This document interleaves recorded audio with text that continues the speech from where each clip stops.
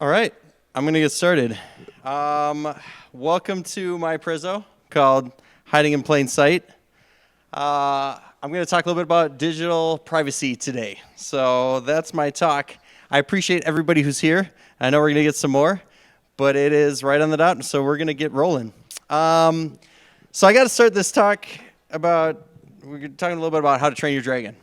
So I was looking for a movie to go see, right? Like, I think we're all, I don't know if we've seen movies since COVID, but like, I was like, I want to do something. So I'm going to see what movies are out. And I was like, oh yeah, How to Train Your Dragon. That was something that looked like maybe I would go see. I don't know. So I'm like, let's go see where I can watch the movie. So I'm searching for where to watch the movie. And I found out that there's a megaplex that's showing it right now, which seemed cool. And there was literally nobody who had booked this deal yet. So I'm like, all right, sweet. So I'm going to take the best seat, which we all know is front and center, right? And so I'm like, all right. So I hit next to check out. And then I get presented with, okay, you need to create an account. And I'm like, okay, sweet. Why the freak do I need to create an account? Like, and they're like, well, maybe, I mean, I don't know. Maybe they just need some information, like an email address or something, right? So like, why do I? And then I looked at the thing, and it's like, you need to put in your first name, your last name. You need to put in your birthday. You need to put in an email. You need to put in your phone number. You need to put in your zip code. I need to put in my favorite movie theater. I just want to watch How to Train Your Dragon. Like, and so I'm thinking, like, wait a minute, like, what was, hands up if a movie theater has ever called you. Sweet. Why do you need my phone number? Like, I'm like, wait a minute, like, why do I need to hand over my phone number? This doesn't make sense to me. Why do I, if anything, but it's free, right? Yeah, it's free. Oh yeah. Actually, if you scroll down a little further, it says that when you fill all this out and you subscribe to the newsletter, it says I'll give you 5,000 bonus megaplex points. I was like, okay. So I'm like, what? Like, why do I need to do this? Why do you need my zip code? I need your zip code so I know where to go. You don't need my zip code. There's no reason I could ever see you needing my zip code, right? Maybe I could see my name, but why? So I started asking these questions, and I'm like, well, let me look at their privacy policy, right? Because let's start there first. So yes, this is their privacy policy. Yes, I read through the entire thing. And yes, this is how it comes formatted. If you visit that site, it's impossible to read. It's annoying. There's a whole bunch of baloney on it. And so the first thing you see on the right side there is, do we sell your personal information? And it's no. And I'm like, oh, thank goodness. All right, we do not sell your personal information. If you just read a minute further, though, it says, we do share data with third parties. And I'm like, well, wait a minute. You don't sell my information.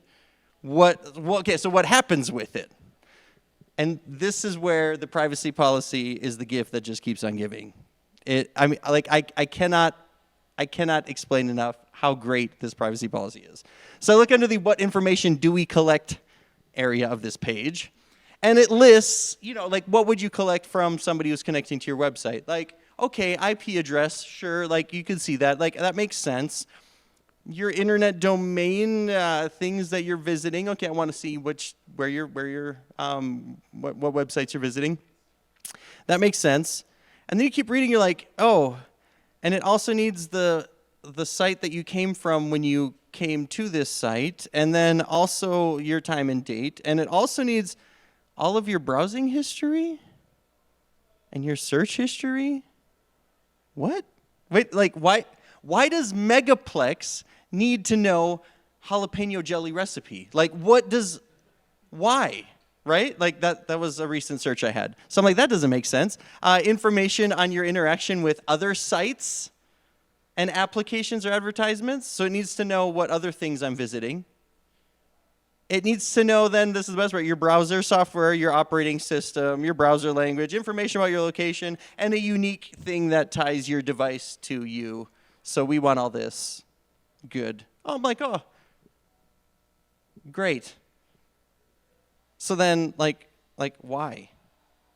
So I look under the why we collect this information, and I'm thinking, we need this for logging or some stupid reason like user experience improvement. Well, maybe that'll be something, right?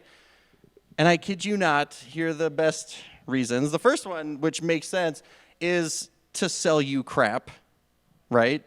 We want it because we want to know more about you and what your interests are so we can sell you crap.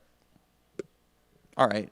And this is the one that like just took the cake. It says we collect your information so that we can then anonymize it. Wait, you're collecting unique ID about me so you can then not have information about me? Like, this doesn't make any sense. It's at this point in time where I'm starting to think this might be AI generated. Like, did they just say, make me a privacy policy, ChatGPT 3.0 or something? Like, what? Like, what are we even doing? Like, why this is so poorly written? And then I'm like, well, that's all dumb. Whatever. And then I get to this. This is, again, this is the gift that keeps on giving, right? This is what it says. Over the previous 12 months, we've shared the following categories of personal information with third parties. Specific information that identifies you personally. Protected classification information. Commercial biometric information? And I'm like, oh, that has to be a mistake. And then it says network information, and it says biometric information again. Now, I don't know when the last time you shared your biometric information with a movie theater knowingly was, but over the last 12 months, Megaplex has shared biometric information. I'm like trying to even imagine what this is. Yeah, twice. Yeah, 2 times. Yeah. Like, I don't even know what this could be. My only thought is like let's say you're using a payment app to pay for a ticket and you use your fingerprint, and so maybe it's saying like, oh, this person used a fingerprint to auth the payment to the Megaplex. Like, okay. So this is the point in time where I'm like, okay, it is Megaplex, right? Like, they ought to have some sort of good security posture. If they're gathering my biometric information and sharing it with other people, like, at least they must be keeping it safe, right? Luckily for me, Megaplex is about as porous with their own personal company information as they are with my information. So I got to find out Megaplex has 1,100 employees, and I'm like, that's good. That's nice. That means they must have a pretty good-sized IT team. And then I was thinking, well, wait, because that's not that many people if you take out all the people who are working the stands or whatever. So I'm like, well, how big is their IT department? It's public information. They have 4. So there are 4 people in charge of my information. And I'm like, well, you know what? 4 is better than 1, right? Or none. So then I looked up the titles of all 4 of their IT department staff members. One's the CIO, which I imagine if you're a CIO for a movie theater company, you're probably like just a glorified purchasing agent. No offense to any CIOs in here, but that's probably what this person does and sits in on a lot of security meetings, right? I doubt the CIO is worried about my biometric data, right? Or my zip code. So then there's a systems engineer, which after reading his LinkedIn, looks like he just fixes projectors and like does physical things on the theater. He's not at charge at all of my data. Then there's a film buyer and film payment specialist. I don't know why this is on the IT department. He clearly has no clue what's going on. And then there's one CRM systems engineer. And if you're here, I apologize for doing all this OSINT on you. But get your privacy act together, or if you watch this video later. So I'm like, oh, so they have one dude who's in charge of all this information that's being gathered by every single person who buys a ticket online on megaplex.com. He has to have a good security background, right? Well, his personal information is also really porous. He served at an IT, or before taking this job, he was an IT service desk technician for a couple of years. And that's his work experience. This is his resume. Ta-da! He did get a BS in software engineering from WGU in 2022. He has a Java emphasis. And so I went back because I'm an educational institution. I looked up this actual course description from 2022, the course catalog. He took one module of security in his Introduction to IT course. And he did one module of software security in his Testing Advanced Java course. or security and testing in his advanced Java course. This is what's keeping my biometric information safe. It kind of seems like you're a person in this world where like everybody's trying to steal all of the things they can about you and use them, and they want your pictures, and they want your stuff, and they want your information. And why is the question. Like, it feels like we can't get away. So my goal today is to minimize the amount of data that we share online, hopefully get you to start thinking a little bit about it, about your personal practices, and make it so that you can be way more invisible than the Joe Schmoes putting in all of their information online all the time, right? These are, if in the security world, these are threats that are taking information that they don't need for their own purposes. And their own purposes, and I'm not going to go too far down this road, but their own purposes are either getting money out of you and getting you to pay as much as you can for whatever they're selling or not even selling to, or it's for control, to get you to think a certain way. And we can go from Amazon trying to get you to buy an Owala water bottle. Does anybody here have an Owala water bottle by chance? Yep, at least 1, 2, 3. Good, yeah, that's because Amazon's really good. 4. Amazon's really good at that. So they get us to buy things that we don't know we want or we don't want at all. And then there's the control on like larger scales of like nation state actors trying to get you to think certain ways, which we could talk about that more at a different time. But every day it seems like it's harder to get away. So today I'm going to go over these things. I'm going to talk about what is privacy. We're going to talk about why you should care about privacy or why I care about privacy. We'll ask like what data points are most commonly used to build a profile on you specifically and how to get around those. That's kind of the thought. I have a few other things that I'll mention in that fourth bullet point. But let's start real quick with what is privacy. And I love this analogy, but the definition of privacy is just the state or condition of being free from or being observed or disturbed by other people, right? Like the example that I use is, and sorry to use potty language, literally, like if you have a 2-year-old, you ever try to go poop and like you can't because someone's knocking on the door, like, Dad, whatever, like, and you're like, would you please just give me some state or condition of being free from being observed or disturbed by other people, right? Like, so I'm not talking about now like being in the bathroom privacy, but for the internet's sake, like, isn't there a place where we can poop in peace? Like, isn't there a place where I can go where there's not somebody always prodding me and trying to steal my information? How do I get that back? How do I get that space back? And I think when we talk about privacy, we always get this image.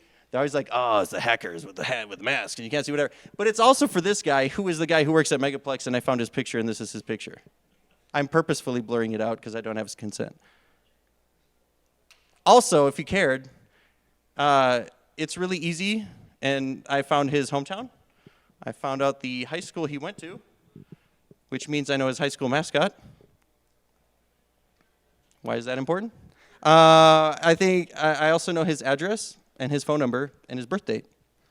I know I'm a creeper, right? Now here's a question. Let's say you call your bank because you need help with something.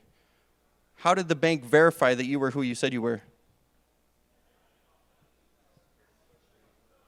Mother's maiden name, which I have. Your address, which I have. Your date of birth, which I have. Ever thought about that? Ever done a search on yourself and seen like, oh yeah, that's me, that's my address and my phone number online? Do you realize like why that's bad? And if that doesn't make you feel creepy, or if it doesn't make you feel creepy that I researched this dude, you probably should feel creepy, because this took me literally 12 minutes. And learning everything about Megaplex down to this dude's personal bio. 12 minutes. It takes AI 12 milliseconds, right? Like, so if this itself doesn't like make you feel awkward or weird, like why should I give 2 flying foxes about privacy? Like the answer is, or I actually asked that to ChatGPT, and I got an answer from ChatGPT that I really enjoyed. I said, hey, Suppose that I'm a really rich person with a lot of money. Why is privacy important to me? And it gave me a really good answer that I think I'm going to just highlight some principles out for you. This is what it says. I'm just going to kind of read ChatGPT's answer. It says, your privacy is more than a personal preference. It is a layer of protection that shields your wealth, safety, and influence. I'm going to skip around a little bit. It says, opportunists and even competitors see your information not as trivia, but as currency. And I think this is applicable to all of us. We just saw it. Now, Megaplex says they don't sell our information, but are you telling me they're not part of a group that when they share all that information and they get a sale that they don't get a cut? Right? It's currency for them. It says something as simple as your travel patterns or your family details or your spending habits can be weaponized against you. I don't think we're going to have our children abducted because we bought something on Megaplex, but I do feel like this is stuff that can be then used to make you do something that you wouldn't normally do otherwise, right? Privacy is not about hiding. It's about safeguarding what makes you vulnerable. Just think about that for a second in your context. And it's not stuff that you know you're vulnerable to, because AI and predictive patterns are really good at predicting exactly what you're going to do and when you're going to do it. This recently happened. Delta announced that they were going to start using AI specifically for price adjusting.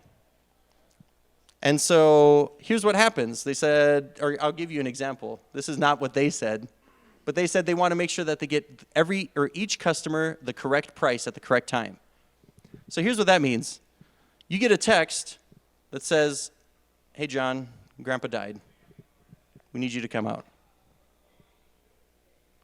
And you send it on Google Messages. So Google Messages is secure, by the way, if you didn't know that. It just reads everything after it, unencrypts it. And so like Google Messages says, John's grandpa died. Add it to your file. Delta sees John start looking for flights back home. And John hits enter. And you know how it's like loading. Ever looked for an airline price and it takes like 20 minutes to load? Like, why does it take 20 minutes to load? I can download the entire internet in 20 minutes. Like, why do I need 20 minutes to load a ticket price? It's because it's searching for John. And it sees, oh, John's grandpa just died. Well, we would normally sell John this ticket for $200, but since his grandpa died, he'll pay $350 for it. I know because I've done this 10 times, and Jim and Jane and Stuart all paid the same. Wow. Oh, and then let me back up because Delta said, no, we don't use it to actually set prices for people. That's illegal. And that's true. But did you know that it's not illegal in the US to set a price based on the device identifier?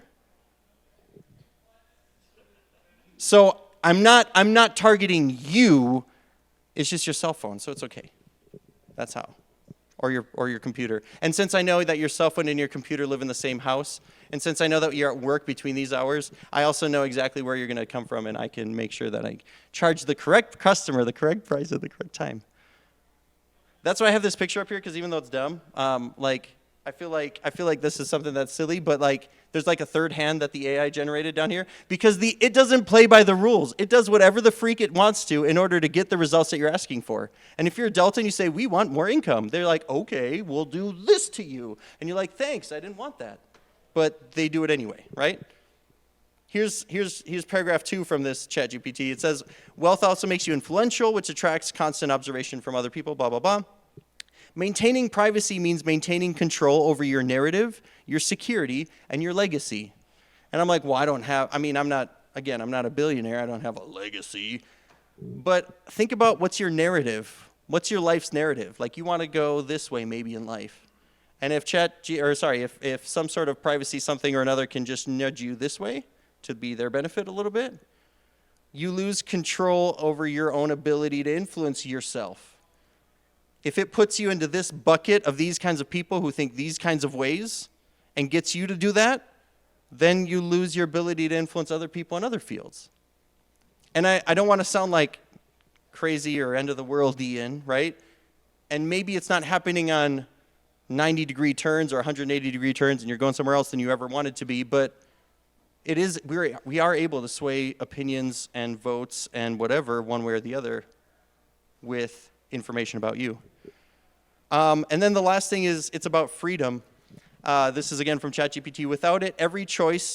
Without privacy, every choice you make is monitored, judged, and potentially exploited. With it, you retain the ability to live, act, and invest on your own terms. I'm not throwing up investment advice here, but I have the ability to do stuff without being observed. Like, why is that a bad thing? And why is it a good thing for everybody to know how many packs of diapers I've been buying and what kind of diapers, so that they can start profiling my daughter, who's 2, and say, hey, we know you're coming from this kind of a background. Hey, we know that you eat these kinds of things. Hey, we know that you like to play with these kinds of toys. Hey, we know that your parents think this way. Hey, it's illegal, by the way, to knowingly gather data on a 2-year-old, but if they have a folder that says date of birth, because they know that, because somebody, you or someone close to you, put your expecting date into an app, and it said they're the size of a kumquat today, and you're like, sweet, I don't even know what that is. Then that starts to get added literally from Twitter. There's a DEF CON talk about it. Talk about exploitation of unborn children. And then it takes all that information, puts it in a little bucket, and when you turn 13, now you can get advertised to, so you get your own bucket, and it's already full. Isn't that awesome? We'll just append it to your parents' accounts instead of that. This is what it says. It's the same way that you diversify your investments. You must invest in privacy. It isn't paranoia. It's prudence. I think that as you gain privacy, you gain the ability to act. And I feel like this is probably ultimately what I care most about. I want my daughter to grow up in a place where not every single thing she does can be predicted by AI, and not everything that she hopes to buy will be sold to her directly with all of her profile intact, right? That's my goal, and that's the hill that I'm going to die on. But this is for me, my reason why privacy is important. Because I'll be darned if YouTube doesn't already know exactly what she wants to watch next, right? And then cross-list that with all the things we buy at Walmart, which is tied to a credit card number, which we're going to learn about in a second. So how's this all brought back to me? Like, what is profiled? Obviously, if you have the same email address everywhere, that's you. I'm going to kind of build off of Pope's presentation here last time. Like, it's pretty clear. If you're using john.smith@gmail.com, it's pretty clear you're John Smith. Like, it's pretty obvious. If you have the same username, jsmith1842, jsmith1842 everywhere, like, it's pretty obvious you're John Smith, because we know that, right? There's your IP address, there's your physical address, there's your phone numbers, there's all this other stuff. And so my goal is to hopefully help nip some of these things in the bud. So we're going to start with the basics, and also my absolute favorite AI-generated image from this whole slide deck. I think this is a friggin' awesome photo, but that's a different story, right? So we're going to just do some basics, and I'm going to fly through these because I did these at B-Side Salt Lake, and I don't want to rehash these. But we'll just go through some of the basics of things that we should do if you're at all interested in privacy, or if anything I've said so far has kind of like spoken to you. First thing is just get off social media. Like, that's just a fact. Social media is not in the business of being social. Social media is in the business of engaging you. That's all it is. It wants to engage you. They all do it differently, but every single one of them does it by learning more about what interests you and what drives you and what will make you do things in the real world. So that's all social media is. So sorry, get off of it. If you have to absolutely stay on social media because you would die without it, they've already won, but it's okay. Here's some other things you can do. Like, just minimize your data as much as possible. Don't share, hey, I'm in Cabo this week. Like, great, now everybody knows, and we can go break in your house unobstructed. That's great. Like, you don't need to share all that information. You can do it later, right? You're taking pictures of your home, and then you leave that metadata, your GPS on that picture, that gets posted to Twitter, and now everybody on Twitter knows exactly where you live, down to the GPS point, like within a foot. By the way, yeah, high precision GPS, you know how you have that on your phone? Like, location, high accuracy. Like, do you really need to know how far left 1 foot or right foot you are while driving with Google Maps? Don't use Google Maps. Like, why do you need within 1 foot accuracy? Just turn that off. That just helps everybody else find out more information about you anyway. That's a different story.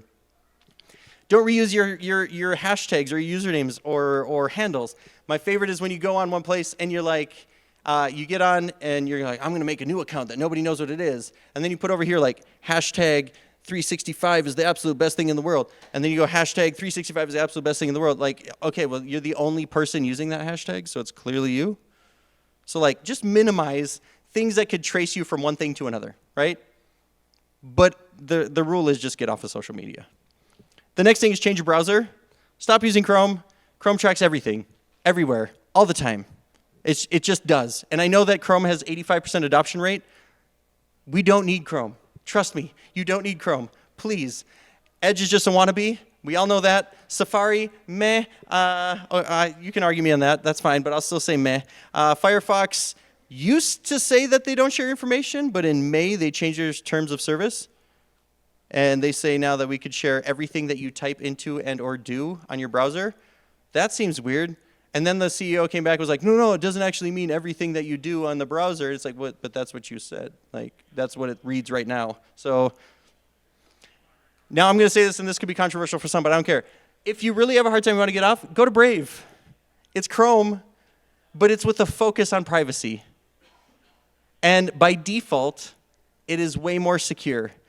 I personally don't know the founders of Brave, but I have a good friend who does. And she knows them, and her feedback to me is that they're an okay company. They're good. And I feel like if you're worried about just if privacy is something, just switch to Brave. It's super easy. It keeps the internet from scraping all the crap about you that Google's happy to share. It's good. There are some other browsers you can try, Malvad and LibreWolf and Orion's new one that I just read about 2 days ago in a privacy newsletter that I read that might be good. That's an iOS browser, open source, that's built on or made to work with iOS, and it's pretty good. It's currently in beta, but it'll be released soon. Just switch to a different browser. I promise it'll help, right? That's one way to help really minimize how much information is gathered about you. Stop Googling. Google sucks. Stop using Google. Bing is just a Google wannabe. Let's all agree on that. I don't even know what Siri's doing on this list. DuckDuckGo is okay. DuckDuckGo scrapes Bing and Google, but it does it through a centralized source, so nothing can get tracked back specifically to your device. Well, I don't say nothing, but it's much, much, much harder to track things specifically to your device. So you go to DuckDuckGo, it searches Google, and Bing puts it all in one list and gives you the top results, and you don't need to share all of your information about it, or your search history, or whatever, right? Start Page is one that's, I think, based out of the Netherlands. They have servers down here. Way cool. You can do searches through them. Everything there is put through a proxy, so you don't even touch the internet. It does the searches for you and then sends you the stuff back, which is way cool. Or if you're super into it, you could do SearXNG. I don't know how to pronounce this. It's like search engine, it's supposed to be. But this is something you can self-host that does the same thing Start Page does, but it just runs on your own local stuff, which is kind of nice too. Pros and cons, but I think it's also really, really great for anonymizing yourself. Throwing that out there. Stop sending texts. If we haven't heard, China reads everything that we send everywhere. We all know that. We should know that. If you don't, read the news. And it's not just China. The US government does it too, and so does Russia, and so do all the big world powers. So it's really easy to read all of your texts, right? Also, don't use Google Messages. There's a reason why Samsung said, you know what, we're not going to do our own messages anymore. We're just going to let Google Message take all of our market share. That's because Google paid them buttloads of money for your information so that they can know exactly when Uncle John dies, right? SMS stands for share my stuff. So don't use SMS. It's not secure. RCS stands for really careless security. Again, I needed AI to make these, but they're pretty good, right? So what could we use instead? Signal's great, Session's great, XMPP is great. Some of these are easier to set up than others. My biggest recommendation is just switch to Signal. Like, why not? It's great, it's secure. Just don't invite unwanted reporters into your groups, and we're fine. Like, that's all you have to do. Just don't click that button. All right, stop using Gmail. Don't use it. It sucks. It reads everything. Like, it literally reads everything and then puts it. That's why it has such good auto-predict text. But that's, yeah, if you want privacy, don't use Gmail, right? Use a service that encrypts email, because Gmail's like, yeah, we encrypt everything. It's like, yeah, but as soon as you decrypt it, you read it. Like, so what's the difference? Like, I don't understand. Why are you advertising this? Make sure it's unreadable to the host and that it encrypts everything. Good examples are Proton or Tuda. They just went from Tutanota to Tuda. They're great, and I can't tout them enough. I think they're awesome. So that's my stance on that. And then use a VPN. VPNs combine your traffic with other people's traffic, so that can help mask your IP's location. We already talked about encrypting traffic. It helps against a lot of scanners. NordVPN is decent on the scale. They just price gouge you. Surfshark is also pretty good. Proton VPN is kind of my preferred go-to, but that's all right. And Mulvad is also a really good VPN. So these are kind of my VPN providers. Also, this is an LLM generated model or diagram. And I want to just show last year when I did this talk, this was the best it could come up with. So we've come quite a bit in the field of AI. I really like it. But so this is, I said, please make me a diagram of a VPN. I don't even know, but we've come a long way, right? Like, it's pretty good. I think it's pretty awesome. So, all right. So this is what we can do now. We've gotten through those basics. How do we stop being sheep? How do we be, because all they do is we just gather all the information from the sheep and just throw it in. So how do we break free from being sheep? Right? I'm going to say, here's some guiding principles. These are I think it's awesome. I don't know. My wife said it was scary too, but I was like, I think it's awesome. All right, so here's some guiding principles on how to not be a sheep, right? Always provide as little information as possible. Why the freak do I need my name to watch a movie? Have you ever walked in and been like, oh, hi, Steve. Thank you for coming in. Like, no, nobody cares. Nobody cares. Nobody at Megaplex cares. Not even the one guy who works there and is in charge of my data. He don't care either, right? It's all about selling your information. So provide as little as possible. Don't reuse information, ever, if you can. Don't reuse emails, ever. Don't reuse usernames, credit card numbers, addresses, browsing sessions. You don't need it. You don't need to. You might think that's not possible, but I'll show you in a minute. We'll go through that. And then the last is, this is a legitimate side note. If you are really cool with giving all your information to Google so you can get a good news recommendation on your news feed, like, just do so knowingly. Don't give all your stuff away without knowing. I didn't know I was giving away my biometric information when I was signing up for Megaplex, right? Like, that's weird. So don't do that. But like, don't do it. If you want to opt into something, feel free to opt into something, but do so in an informed manner, right? I'm going to breeze through this real quick, but I think there are kind of like 3 tiers of privacy in my book. The first is like when you're doing something that doesn't matter at all, like don't provide any PII, period. If you're going to McDonald's and they're like, please sign in with the app, like they should not have my address, my email address, they should not have my zip code, they should not have my name, they should not have my phone number. McDonald's has never cared about me. They care about my data. So I don't need to share any information about that, right? Or if I'm buying a movie ticket. If there's a second level, this might be like something where you might need to prove this in a matter of court or law or whatever, right? There are options you can do that you can provide minimal information. One of my favorite examples is, let's say I'm purchasing a domain, and if it gets hijacked, you want to be able to get it back. Well, let's say your name is Jimmy or James Stevens, and your grandma calls you Jimmy. You could put your name as like J-I-M, and then your last name is like M-E-E, because everybody knows who Jimmy is, right? And that'll work. If you can bring a witness into a court of law, I'm not a lawyer, by the way. If you can bring a witness into a court of law and says, do you know who Jimmy is? And they're like, yeah, that's him. Then you've passed, right? Okay, so you're good. So you can do things like that where you don't need to provide all your information, but you can still get away with it, right? And if it doesn't say you need your legal name or your legal address or something, then make something up. Who cares, right? Like, why? And then there's the level 3 that I think, like, this is for like insurance or medical information, things like you should give your information there, but be wary of it and don't provide anything that's not legally required, right? Have you ever thought about like why you go in and the first thing you have on your intake form when you go to a doctor is like, where do you work? I don't know why my doctor needs to know I work at BTech. Like, why? Think about that for a minute, and then go look up HIPAA, and then you'll feel scared. Okay, so let's talk about email addresses. How do we not ever reuse an email address? Because it's a monster to have to create 5,000 email addresses. Unless you use simplelogin.io, which is a cheap/free service that you can use to create aliases for your emails. And then Proton does this, Tuta does this. Even Google has jumped on the email alias train And the reason why Google's on it is because then Google's the only one who knows. Yeah, they're the only one who knows all the emails.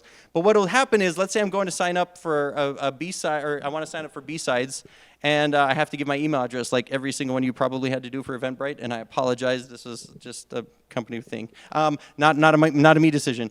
I would create my own email address, like bsidesalmighty775@passforward.com, which is my real email address, by the way. At least it will be for another couple of hours. If you want to email me, you can email me at my personal email here. It'll just forward it directly to my personal email, and you have no clue what my email address is. I'll probably leave it up. Why not? Email me on it if you want to. That's all right. If it gets really annoying, I'll turn it off later, right? That's okay. But maybe you're going to go to Lowe's. You could create Lowe's Chicken at Passforward, or Cloudflare Happy, or Walmart Height. It just makes a random email address for you, and then it forwards it to correct inbox. Super easy. Look into that if you haven't yet. And if you don't know about email aliases, this is something super easy you can do. Usernames. So we all know we should use password managers. Please don't reuse your passwords. If you're using your password, leave this conference right now and go change everything and then come back. That's a step 101, right? So we should always use a password manager and never use a password. But along those lines, don't you have a random character generator in your password manager? So why would you ever reuse a username? It's really nice to have a username that's just a harmless potato, and everywhere you go, you're just a harmless potato. Like your Xbox and your Gmail and your whatever, you're just a harmless potato. But that sucks, so don't do that. Instead, just make up some stuff. Yeah, right. Yeah, just have your password generator make up 8 characters, or 10 or 12, or whatever the username requirement is. Why reuse a username?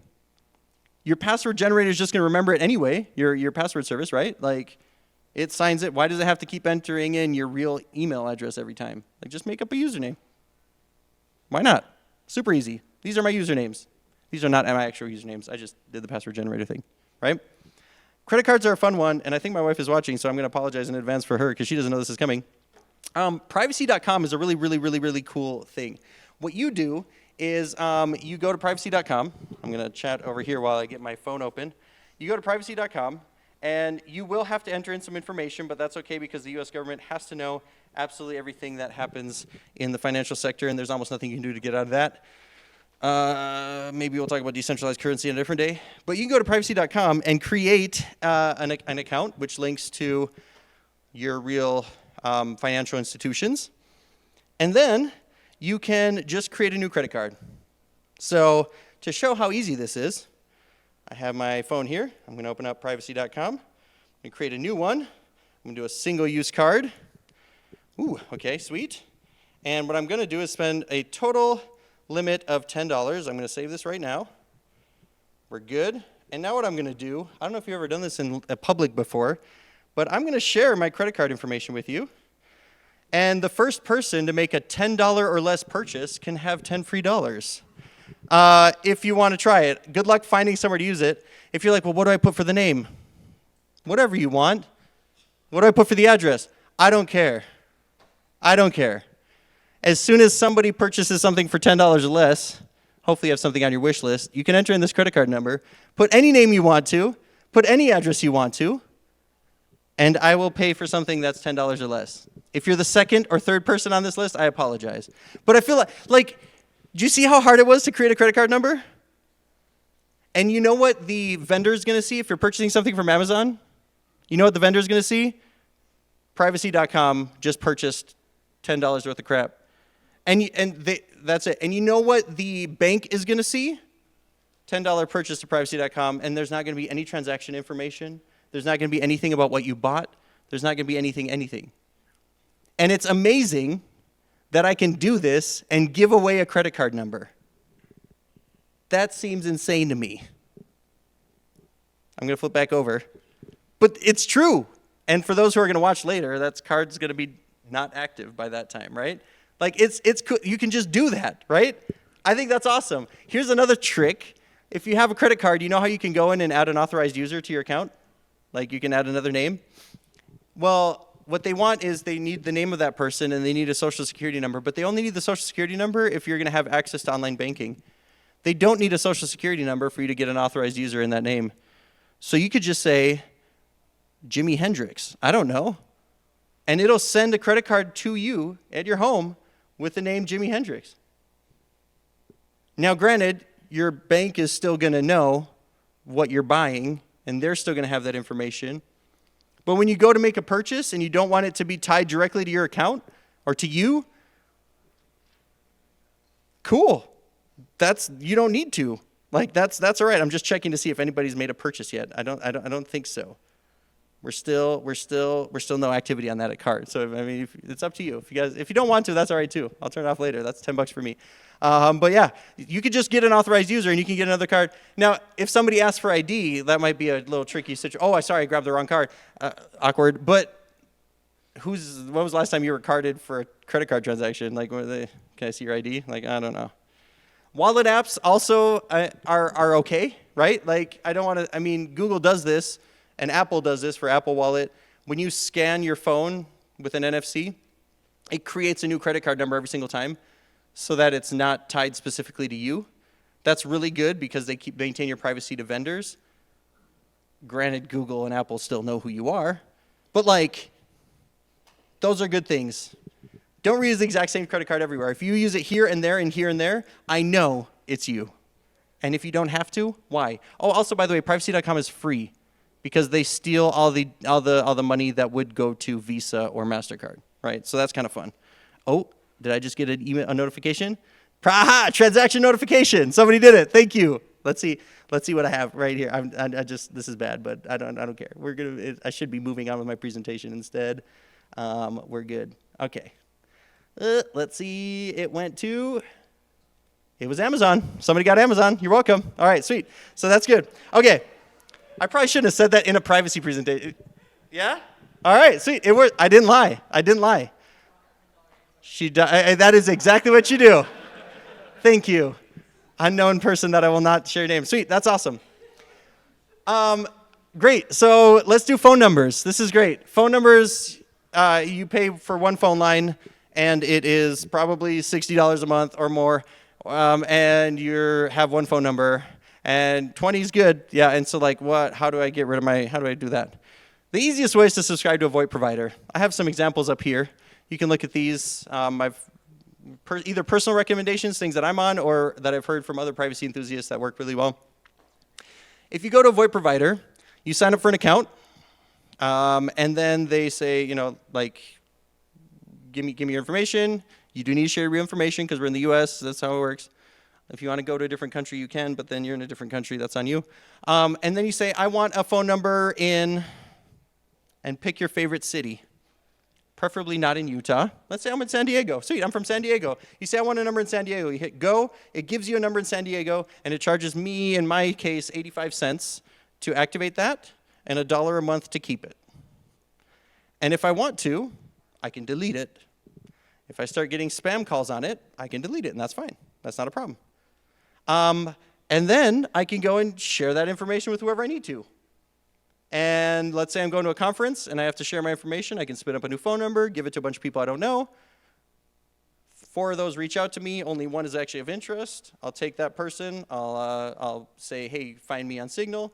And then the other 3, I'll just turn off that phone number, and that's 85 cents that I've lost. That's it. And it's way cool.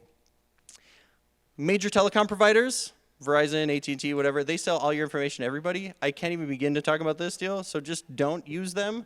And if you do, yeah, let's just not use them.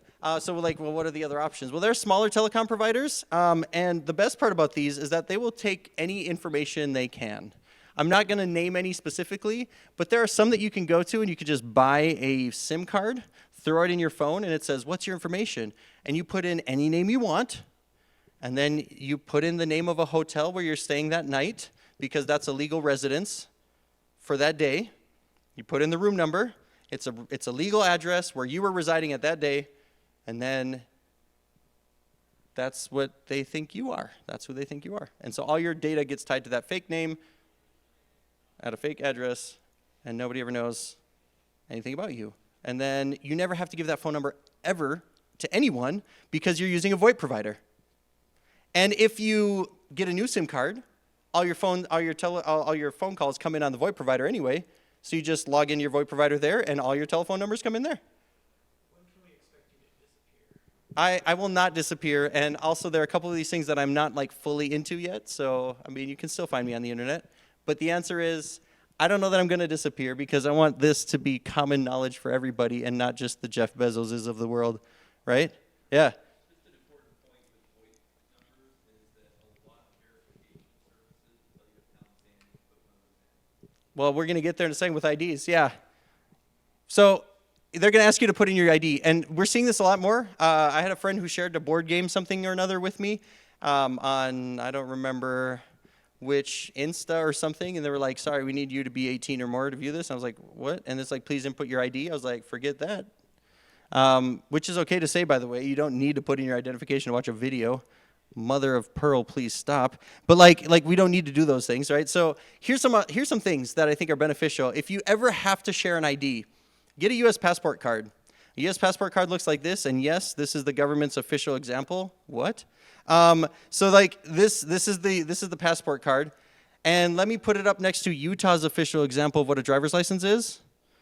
Ouch, we need to get these guys into AI or something because it's this bad. Okay, notice the difference between these two IDs.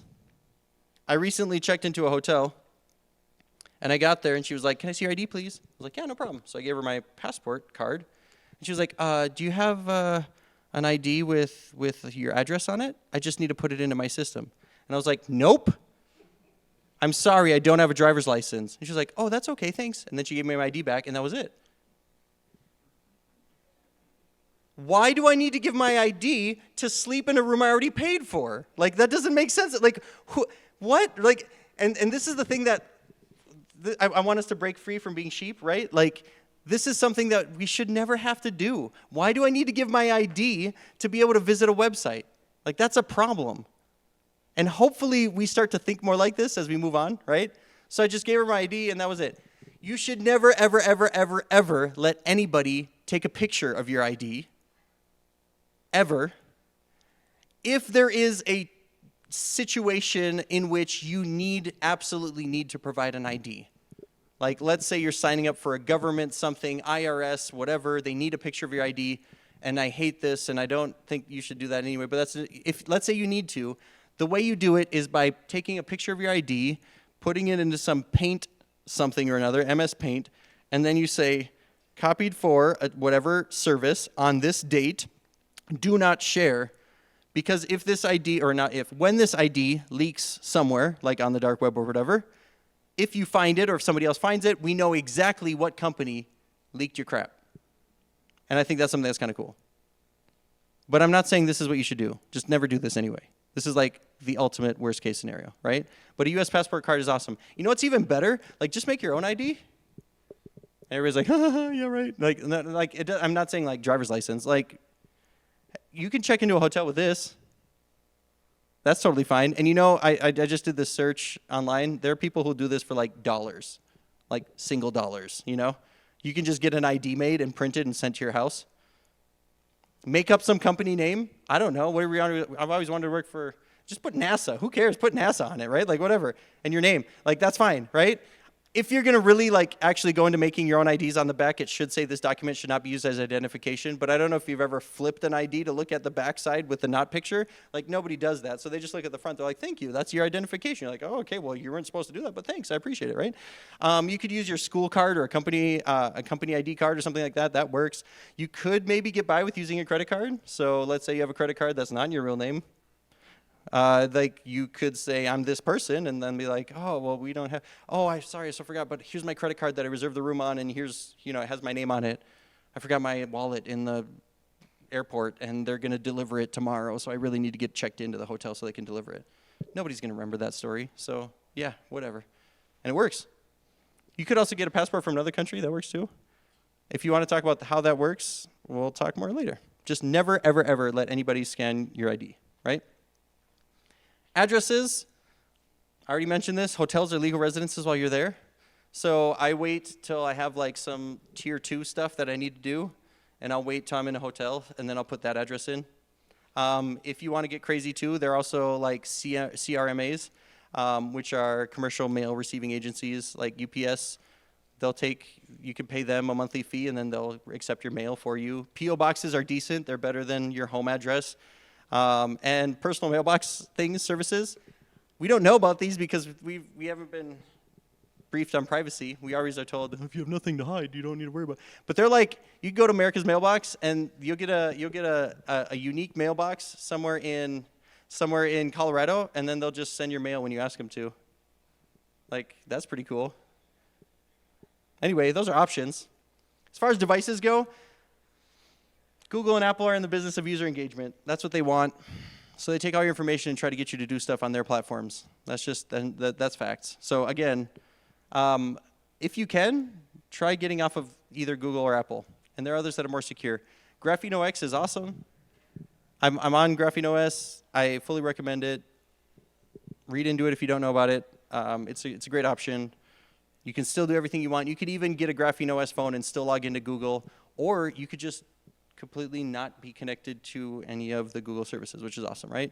Calyx OS is Linux, but it's not that bad, I guess. I was gonna say good luck, but if you're on Calyx, you know what I'm talking about, right? Pop OS for your computers, right? Linux, that's privacy focused. It's great. I think it's awesome. Turn off all your browser cookies, please, right now. Turn off all your browser cookies. It's better for a website to break than it is for all of your information to go out, or the information about your loved ones, or whatever, right? I think that's something. Block fingerprinting if you can on your browsers. And then to go off of Pope's example, just check your PCAP files and your DNS queries and see what's going on. Recently, I made jalapeno jelly. So while my wife was on the internet looking at the recipe, and this is a recipe website, and I kid you not, her one phone made 14,025 DNS queries in 50 minutes while it took us to make the recipe. I don't know if you've ever looked at a PCAP file of your device and checked DNS. If you haven't, you're thinking, it's not possible in 50 minutes to send that many DNS requests. Thank you. It is possible. And it's the reality. And if you're like, well, what 14,000 websites need my information, the fact that I'm making jalapeno jelly? I don't know, but none of them have your interest in mind. I'm just going to say that flat out. Like, none of them have your interest in mind. So those are my next level things. There are a few advanced things I'm just going to breeze through. There are some resources for privacy. These are places you can go to get more information about it. I think like the EFF is awesome. Read the EFF. Just learn about where people are getting your information and how to maintain your privacy. The Citizen Lab is another company up in Canada. They do amazing work. Inteltechniques.com is the source of much of my privacy knowledge. There's a book called Extreme Privacy 5th Edition that it's everything I've said, but like to the max, like to 1,000, crank it up to 11. And then there are privacy villages at conferences. You can talk about that. Recommend these resources to people. And then you could also try going to the disinformation route. This was supposed to be a funny mask. I don't know why it came out so creepy, but you could like go and actively try to share information about you. You could like connect these alias names or these phones to your real name. And one of the things that's fun is like you can go to a political party or both or all of the, I don't know how many there are, and just donate $1 with your information, but like your name, your real name, but fake information. It'll make its way to all corners of the internet in about 24 hours. And that's awesome, right? And don't use your address or don't use your neighbor's address because that's just mean. But like I did a quick Google search of like SLC apartments and I found a floor plan of the Eagle, which is, I don't even know where that is. It's in Salt Lake. You could say I live in apartment 8Q and then be done. And that's cool. And because it's a legal address, it'll take it. And then they'll share that the worldwide around the whole world. It's great. You could order free trials of magazines to your house in fake names. So like, oh, Jimi Hendrix lives at my address. That's cool. And those go so far up the totem pole that your real information will start to move down, or so far down the totem pole that your information will move up. It's counterintuitive if you really know about totem poles. But anyway, they'll take way more priority than your stuff, which is real, which is cool. So you just keep doing this. And then everybody will think that Jimi Hendrix lives at your house, right? Enter contests. Win $1 million. That's great. If you provide any of these phone numbers, it'll always be busy. They're real phone numbers. They'll just be busy. And you can also put 8675309. Next time you go to Smith's, give your number as 8675309. For those of you who don't know, you're just too young. For those of you who do know, you're never going to forget that number. And it's crazy because you will always get rewards. Always. You might even get to cash out on somebody else's reward. It's a community pile of happiness, right? And everything is obfuscated. 8675309. And if you give that 248 number, it's a Rickroll. So that's good. I'm going to skip, I'm out of time, so I'm going to skip the information on trusts and wills. Just make a generic trust, put all your stuff in the trust, and we're good to go. And that's that. So takeaways from today is any step forward is a positive step forward. Please just make some step. You don't need to go 100% right now. One thing that spoke to you, do that today, right? Always question why people need the information that they're asking for. 90% of the time, they don't. 98%, I don't know, 90 more, right? They just don't need it. Ask yourself if you need to give that out, and then make an informed and intentional decision about the data, make informed and intentional decisions about the data you share.